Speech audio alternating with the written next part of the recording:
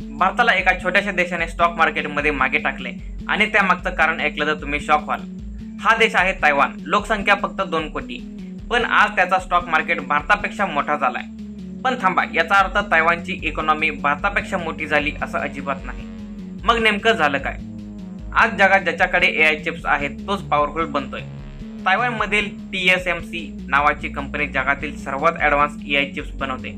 एनव्हिडिया, Apple, AMD सारख्या कंपन्यांचे chips तायवानमध्ये तयार होतात। AI रिव्होल्यूशन सुरू झाल्यावर जगभरातील इन्व्हेस्टर्सने तायवानमध्ये पैसा टाकायला सुरू केला आणि तायवानचा स्टॉक मार्केट इंडियापेक्षा मोठा झाला।